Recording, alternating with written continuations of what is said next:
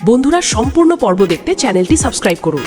রূপাইয়ের মাথায় তখন একটাই চিন্তা ঘুরপাক খাচ্ছে, কাকিমণির ফোন থেকে পাওয়া সেই ডক্টরের নম্বর। সে বুঝে গেছে এই নম্বরের মধ্যেই লুকিয়ে আছে বহু বছরের পুরনো এক রহস্যের উত্তর। রেহানের মা যখন কাঁদতে কাঁদতে বলছিলেন কিভাবে তার মেধাবী ছেলে ডাক্তার হওয়ার স্বপ্ন হারিয়েছিল, তখন রূপাইয়ের বুকের ভেতরটা মোচড় দিয়ে উঠছিল। সে মনে মনে প্রতিজ্ঞা করে এবার যে করেই হোক সত্যিটা বের করবেই। অন্যদিকে হাসপাতালের করিডরে রেহান ছুটে বেড়াচ্ছে, তার চোখে মুখে উদ্বেগ স্পষ্ট। মধুমিতাকে খুঁজে না পেয়ে সে আরও মরিয়া হয়ে ওঠে। ঠিক তখনই সে দেখতে পায় অপারেশন থিয়েটার থেকে বেরিয়ে আসা সেই ডক্টরকে। রেহান তার পথ আটকে দাঁড়িয়ে জিজ্ঞেস করে, মধুমিতা কোথায়? প্রথমে ডক্টর কিছু বলতে না চাইলেও রেহানের দৃঢ় কণ্ঠস্বর শুনে নার্ভাস হয়ে পড়ে। কিন্তু এর মধ্যেই হাসপাতালের কয়েকজন কর্মচারী এসে রেহানকে সেখান থেকে সরিয়ে দেওয়ার চেষ্টা করে। এদিকে বাড়িতে কাকিমণি ভয়ে অস্থির হয়ে উঠেছে। রূপাইয়ের আচরণ কার কাছে স্বাভাবিক মনে হচ্ছে না। বারবার তার মনে হচ্ছে রূপাই নিশ্চয়ই কিছু জেনে গেছে, তাই সে মিশকাকে ফোন করে সব কথা জানায়। মিশকাও চিন্তায় পড়ে যায়, কারণ কাকিমণির গোপন কথা যদি ফাঁস হয়ে যায় তাহলে শুধু কাকিমণি নয়, তাদের পুরনো অনেক ষড়যন্ত্রও প্রকাশে চলে আসবে। সন্ধ্যের দিকে রূপাই একা ঘরে বসে সেই ডক্টরের নম্বরে ফোন করে। প্রথমে ডক্টর কথা বলতে রাজি না হলেও রূপাই নিজের পরিচয় গোপন রেখে বলে যে তার কাছে এমন কিছু তথ্য আছে যা বহু বছরের একটি অপরাধ প্রকাশ করতে পারে। ডক্টর অবশেষে দেখা করতে রাজি হয়।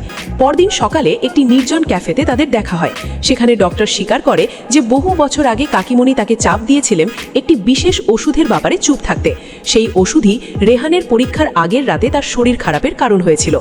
এই সত্য শুনে রূপাই যেন স্তব্ধ হয়ে যায়। তার চোখের সামনে ভেসে ওঠে রেহানের কষ্ট, অপমান আর ভেঙে যাওয়া স্বপ্নের ছবি।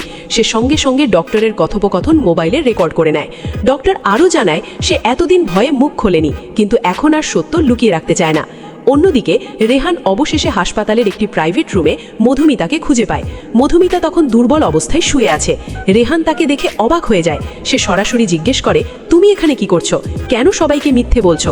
মধুমিতা প্রথমে এড়িয়ে যাওয়ার চেষ্টা করলেও পরে ভেঙে পড়তে শুরু করে। তার চোখে আতঙ্ক স্পষ্ট হয়ে ওঠে। ঠিক তখনই মিশকা সেখানে পৌঁছে যায়। সে পরিস্থিতি সামাল দেওয়ার চেষ্টা করে এবং রেহানকে বিভ্রান্ত করতে নানা কথা বলতে থাকে। কিন্তু এবার রেহান আর আগের মতো নেই। সে বুঝে গেছে তার বিরুদ্ধে বড় কোনো ষড়যন্ত্র চলছে।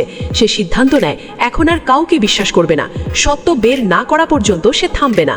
রাতে বাড়িতে ফিরে রেহান দেখে সবাই ড্রয়িং রুমে বসে আছে। রূপাইও সেখানে উপস্থিত।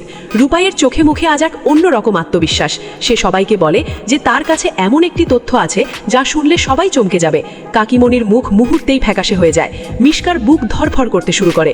রূপাই ধীরে ধীরে মোবাইল বের করে। তারপর বলে, আজ আমি এমন একজন মানুষের কথা শুনিয়েছি যিনি বহু বছর ধরে একটি সত্য নিজের ভেতরে লুকিয়ে রেখেছিলেন। কাকিমণি তখন চিৎকার করে বাধা দিতে যায়, কিন্তু রূপাই থামে না। সে মোবাইলের রেকর্ডিং চালু করে দেয়। ঘরের মধ্যে ভেসে ওঠে সেই ডক্টরের কণ্ঠস্বর, যেখানে স্পষ্ট বলা হচ্ছে কাকিমণির কারণেই রেহান তার ডাক্তার হওয়ার সুযোগ হারিয়েছিল।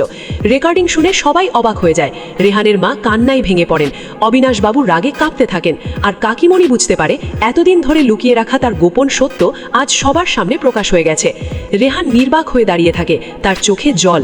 এত বছরের কষ্টের উত্তর সে অবশেষে পেয়েছে। আর রূপাই তার পাশে এসে দাঁড়িয়ে বলে, নাজবাবু, এবার থেকে আপনি একা নন। সত্যের লড়াইয়ে আমি সব সময় আপনার পাশে থাকব। আর ঠিক তখনই দরজার বাইরে থেকে এক অচেনা ব্যক্তি প্রবেশ করে এবং বলে, এটাই পুরো সত্য নয়, আমার কাছেও আরও বড় প্রমাণ আছে। ব্যক্তিটির কথা শুনে সবাই অবাক হয়ে তার দিকে তাকিয়ে থাকে। আর সেখানেই শেষ হয় পর্ব। রেখে যায় আরও বড় রহস্যের ইঙ্গিত। অচেনা লোকটির কথা শুনে পুরো বাড়ি নিস্তব্ধ হয়ে যায়। রেহান অবাক চোখে লোকটির দিকে তাকিয়ে থাকে। অবিনাশবাবু গম্ভীর গলায় জিজ্ঞেস করেন, আপনি কে? আর আপনার কাছে এমন কি প্রমাণ আছে? তখন লোকটি ধীরে ধীরে সামনে এগিয়ে এসে বলে, আমার নাম অরিন্দন। বহু বছর আগে আমি সেই মেডিকেল কাউন্সেলিং সেন্টারে কাজ করতাম যেখানে রেহানের ভর্তি হওয়ার কথা ছিল।